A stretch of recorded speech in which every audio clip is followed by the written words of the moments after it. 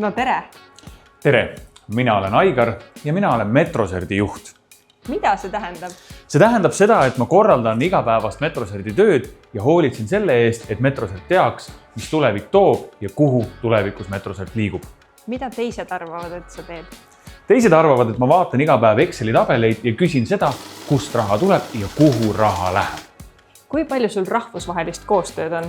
Metroserdil on rahvusvahelist koostööd väga palju, sest kogu meie teadusarendustegevus on rahvusvaheline ja lisaks on mitmed meie kliendid ka väljaspoolt Eestit. Kelleks väike Aigar saada tahtis? Väiksena tahtsin saada leiutajaks ehk asjade väljamõtlejaks. Miks sa ülikoolis füüsika valisid? Kuna mulle meeldib maailma asjadest aru saada, siis füüsika annab selleks suurepärase võimaluse ja loomulikult ühendab füüsika endas ka matemaatikaõpingud ning hulgaliselt IT-d. Kuidas ülikoolis õpingud olid? Ülikooli õpingud Tartu Ülikoolis olid lihtsalt suurepärased, sest Tartu Ülikooli õppejõud on väga pädevad.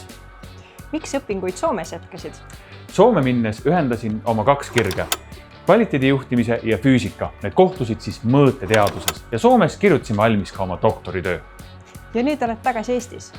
Tagasi Eestis jah, sellepärast, et see kogemus, mida ma Soomes sain, teadus- ja arendustöö tegemise kogemus, et see tuua tagasi Eestisse, et Eesti riik sellest võimalikult palju võidaks.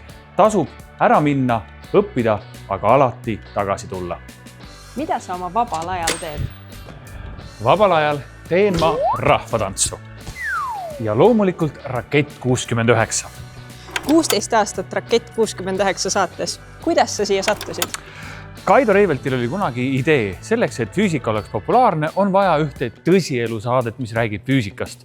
Ja niimoodi selle saate piloodi salvestamisel, kui ma korra kaamera eest läbi jalutasin, nii ma sattusingi saatesse. Ja edasi on kõik juba ajalugu.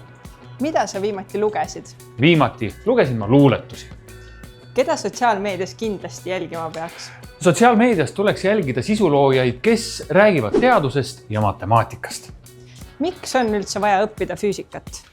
Füüsika õppimine on kasulik selle jaoks, et igal elualal tuleb ju kasuks, kui sa maailma asjadest aru saad. Aga tegelikult annab füüsika õppimine sulle oskuse mõelda mudelites. Mis sinust nüüd edasi saab? See oleneb sellest, mis aja perspektiivis me vaatame, kui räägime 100 aastast, 10 aastast, 1 aastast või 10 minutist. 10 minuti pärast algab Rakett 69 salvestus ja nagu ikka, 19.30 laupäeviti ETV ekraanilt vaadata.